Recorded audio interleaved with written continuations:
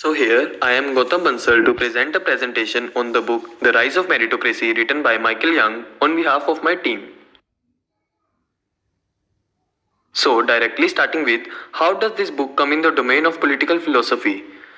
In the text under discussion, as the author portrays how the progress of history transforms, how the fundamental principle of allocating power and privilege transforms, how it affects people's lives. So, this book clearly provides a wide hope of articulating concepts in a philosophical way. So, we will try to unfold the book in the light of equality, justice, and socialism.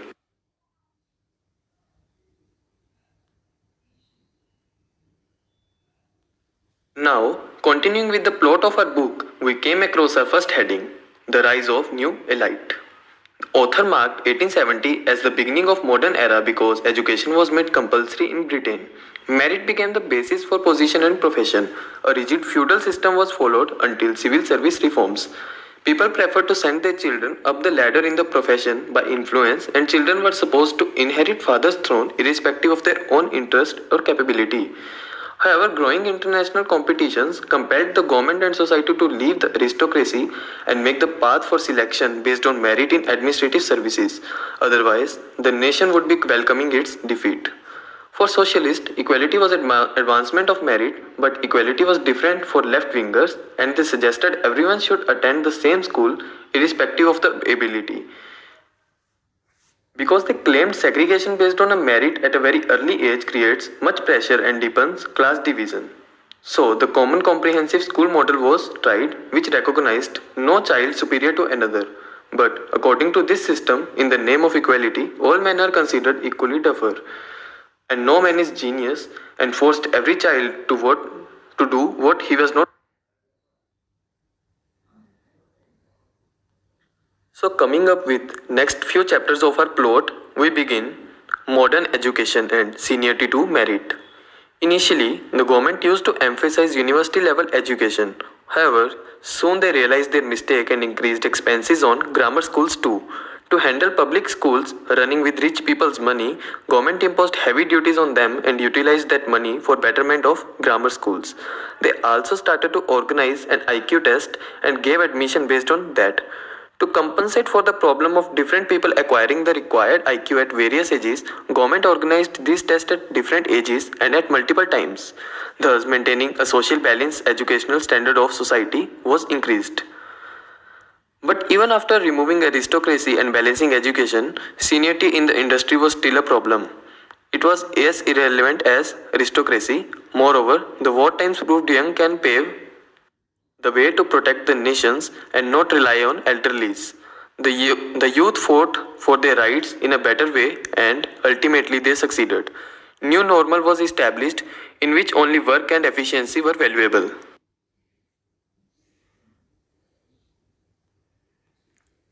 So now we came across the decline of lower class.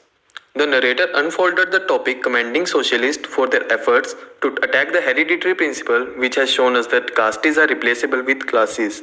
The mission of labor movement was intended to publicize new view of life. However, the socialists gained the prize of equal opportunity and the main body of the movement meshed smoothly with the new age. Further, older religions' failure acted as a fuel to flip the emergence of new and linked religions of communalism and nationalism and revolutions accompanying the transition. The momentous achievements like death duties, the decay of nepotism, integration of public schools, etc., were due to socialists' vigor to attack the inequality due to inheritance. The change of ideology of blood to wealth as a title to power is an outcome of the transition from feudal times to capitalist times. Socialism soon became a brake rather than an accelerator, but achieved its mission of reorganizing education and industry. The decline of parliament, the role of organized technicians, and adjustment in unions marked the way for populists to act as trustees and work for the intelligent public's eyes and ears. The automation had affected the lower classes a lot. There were many jobless. So domestic work helped, which was abolished after abolishing the. Now we will throw some light on differences between rich and poor and how the gap between them widened. By now, the pay gap between the upper and the lower classes became phenomenal, but the concept of meritocracy justified it. Populists demanded justice, but mostly in vain. female elites have started to fight for technicians. They started to demand equality in all aspects, whereas till then their intelligence was utilized only to teach their children. Slowly, the elite status again became hereditary as it was practically impossible for lower class people to enter the upper class.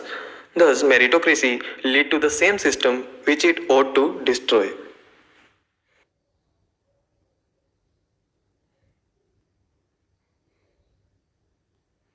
In the book, Young beautifully describes the concept of meritocracy and its possible rise in Britain in a dystopic tone. He viewed the idea of meritocracy from two different perspectives, the upper class and the lower class. He imagined a society with no feudal notions, no nepotistic ideals, and merit as basis for almost everything. He appreciated the idea for its progressive nature.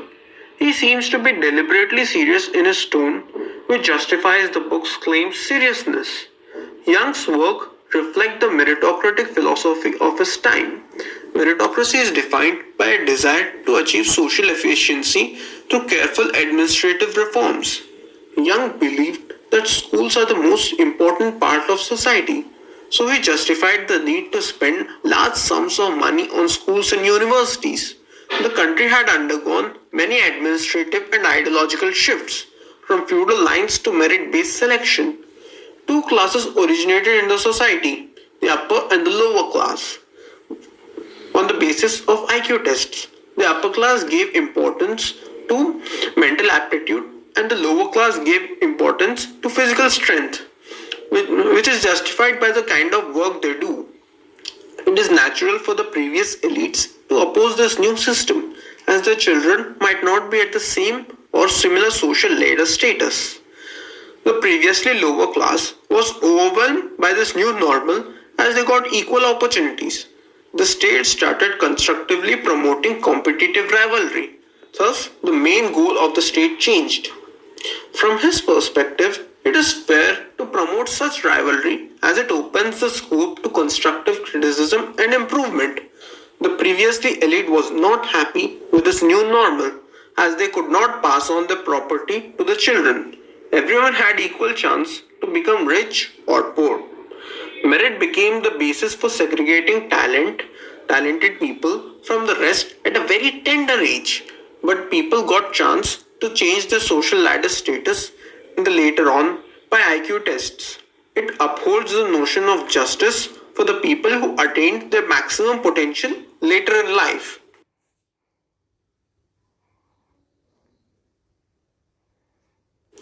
The previously lower class saw this concept of meritocracy in a mixed fashion. It received both flack from them at different times and also praises. The lower class was happy for the fact that their social ladder status could be changed. Later on, when automation was introduced in various sectors of economy, they demanded the demand for skilled labor fell drastically. But the unions protested against the widespread job cuts. They forced the owners to employ some minimum number of employees, which resulted in disguised unemployment. Young disagreed with the new development as it was against the meritocratic ideals, more of a socialistic one in disguise of meritocracy. Because of this widespread unemployment, domestic help came back to prevalence, which was abolished years ago as self help was promoted. The new lower class even formed unions to protect their rights, but they did not elect the leaders on popular demand but selected based on their merit.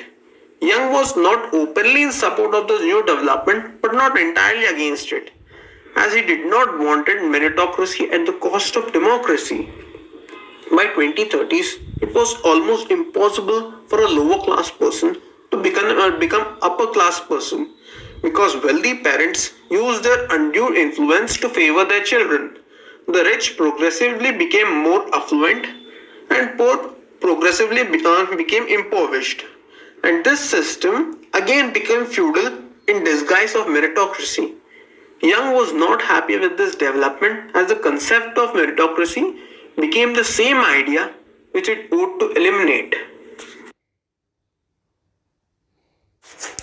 Now let's have a look on our claim after reading the book.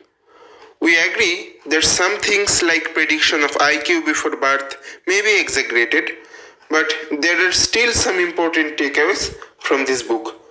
We have to remember that this book was written as a satire, so we should not take it in face value. Firstly, we think it does not matter whether merit can be defined or can be measured by a single number. It is very impractical to distribute public and private offices based on a single valued criterion because human beings are very diversified in their abilities and experience, so they cannot be put up in a rank list in such a way. It is not only unjustified from the egalitarian viewpoint but also from the utilitarian approach. Secondly, one may argue that the Young's catastrophic prediction has been failed, but we are really afraid that this condition can really occur in near future. It is very evident from the statistical data that in world top class educational institutes, most of the children belong from the rich families.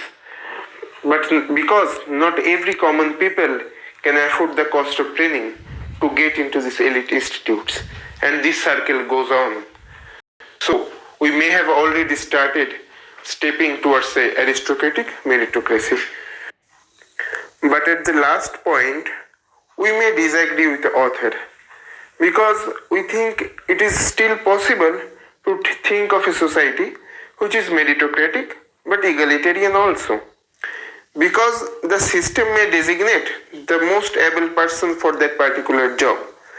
But this should not be a constant in providing equal respect and minimum livelihood for a decent life to every member of the society. We can learn to give equal respect to a manual worker and a scientist also.